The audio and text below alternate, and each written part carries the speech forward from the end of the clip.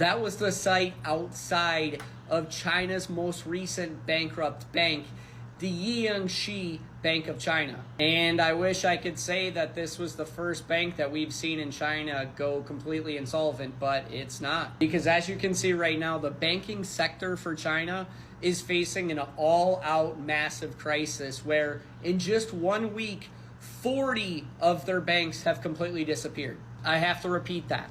40 banks have collapsed in 1 week in China. I mean, that is just total catastrophe for that entire economy. And I wish I could say that the Vte&x Bank was just a small local regional bank, but it's not. Because as you can see, they were the 44th biggest bank in all of China in 2023. Now the question becomes, what's the root cause of all of these banks collapsing at the same time? And as you can see that China's smaller banks were already struggling with bad loans and exposures to the ongoing property crisis. And it gets even crazier than that when you look at these numbers. Because as you can see, some 3,800 such troubled institutions exist. They have 55 trillion won, which is 7.5 trillion US dollars in assets, which is 13% of the total banking system that have been mismanaged and accruing vast amounts of bad loans.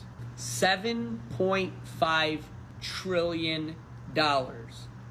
Wow. And keep in mind that this isn't good for anything going on in the economy for China or the world as a whole. So how will this impact the United States banking system moving forward? The answer is it shouldn't impact it too much.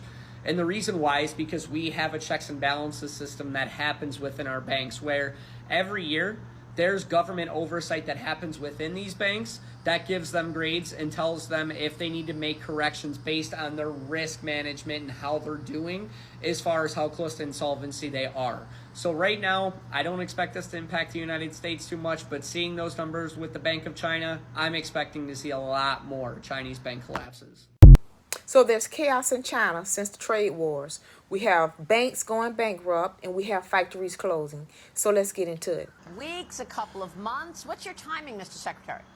Well, again, Maria, as I said, the Chinese need to de-escalate these high tariffs because there is the equivalent of an embargo, and the Chinese business model is built on selling cheap goods to the U.S. They sell us about 5 times more than we sell them. So, their factories are closing down as we speak. We're going into the holiday season. Orders are placed for that now. So if those orders aren't placed, it could be devastating for the Chinese. President Trump wants America to be great again, and he still wants to know the power of the United States. So he opened a trade war against all the whole countries in the world, including China, hitting every country with a high tariff, which simply means Donald Trump wants to attract investors to come and invest in the United States. That is the summary of everything he's doing. He wants to attract investors and many countries to come and invest in their own country, so that their citizens will also come to the United States to come and work and get paid in the United States. That is the main reason of that tariff. The Western hegemony is one of the natural disasters we have in the world today, believe it or not. Since the beginning of American empire, a lot of countries have been destroyed. A lot of things have been weaponized. The United States have the power to destroy many countries economically without invading them. They will destroy them. Countries like Venezuela and Brazil, they are the highest oil producing countries in the world. But today, they are one of the poorest countries in the world. Why? Because America have deal with their economy. America have make use of the dollar. The weapon in the dollar have destroyed and collapsed the economy of Venezuela and Brazil. That is the reality. Because America have a lot of weapons to destroy many countries. Now, Donald Trump no longer believes on sanctions. He now embraces the power of tariff. Sanctions will kick you out from the stock market, but tariff will increase the price of your goods and services. That's why he never wants to leave that tariff. He wants to use the tariff to punish many countries in the world. And a lot of countries are now abiding on that rules and regulation. Countries like India, countries like Taiwan, countries like Saudi Arabia, they have come to sign a strategic partnership deal with the United States and Donald Trump to make sure they have escaped this tariff going on from Donald Trump. This trade war is going well for Donald Trump, and he now understands that a lot of countries are afraid of the United States. They are afraid of the high tariff and sanctions. So they want to commit themselves. Taiwan have vowed to invest over $300 billion in the United States, building the Taiwan Semiconductor Manufacturing Company in the United States. That's the good news. But the greatest mistake Donald Trump did is to involve China in the trade war. China can never be compared with any country in the world. That country alone produces over 80% of the world products today. So there's no way you can put a high tax on the Chinese goods going to the United States. You will suffer yourself. Because right now, let me tell you, any country that is going to buy any product from the United States, you are buying a Chinese product. Watch, that very product is a Chinese product. Any country from Africa, Asia, or Europe, you want to buy anything from the United States, even your phone, your refrigerators, your handset, everything are being manufactured in China. China is a manufacturing country, a country that relies on goods and services. They are the highest and the largest economy in the world right now, and can never be compared with any country in the world. So I wonder why the United States put themselves in a competition with China. China is still the only country that has been helping the United States for over and over again. The history of China and the United States will be a lesson for the world to learn. China still remains the only superpower country in the world right now, with no record of war since the end of Second World War. China never invaded any country. They were busy building their country and developing so bad. China have developed in terms of everything.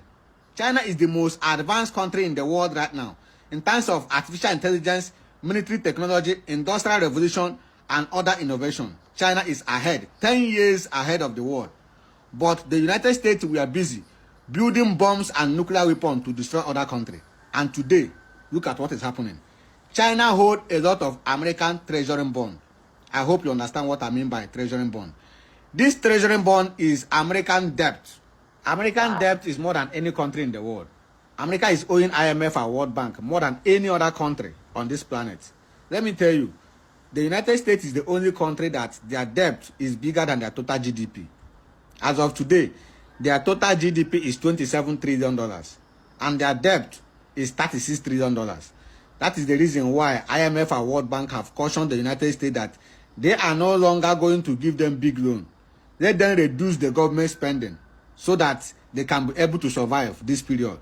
That is the reason why Donald Trump introduced the DOGE. The DOGE are the organizations that are made to cut off and to reduce the government spending. You understand? The only country that has been standing strong and funding the United States, giving them loan day by day, is China. The United States is owing China 760 billion US dollars, and they are still imposing tariff on Chinese goods. Can you imagine that? You are challenging China in a trade war, while you are still owing them over 760 billion US dollars. This is completely insane. Now, let's finalize this together. Pay attention very carefully and don't forget to like this video. Share to your family and friends. Right now, America have lost the power of industrial revolution. That is the difference between America and China. I want to tell you the difference between America and China right now. The United States have lost the power of industrial revolution. There is no production in the United States. And you can never use the production in the United States right now to compare with China. China is far ahead of the rest of the world. But the United States, they are just managing their economy right now. Things are not going well. They have been sanctioning a lot of countries, and those sanctions are backfiring them. They are the one paying the consequences of the sanctions they have placed in other countries. Countries like Iran, countries like North Korea, countries like Russia. America is the one facing the consequences of all those effects. And I'm telling you right now, all their citizens are worried about LGBTQ and transgender. They are not concerned about their future anymore. Now, finally, let me tell you this. There was a man in Dubai called Sheikh Rashid. He's the founder of Dubai. He was asked in an interview that, how did you see the future of the unborn generation in this country? The reply of that man really changed my life for good. He said, my grandfather drove a camel. My father drove a horse. I drive a Range Rover. And my children drive a Land Rover. My grandchildren may drive a Parado. But my great-grandchildren may go back driving horse or camel again. People were shocked. I said, why? He answered. He said that bad time creates strong men. And strong men create good time. Good time create weak men. And weak men create bad time. That is exactly what is happening in the United States right now. Thank you. Don't forget to like and share.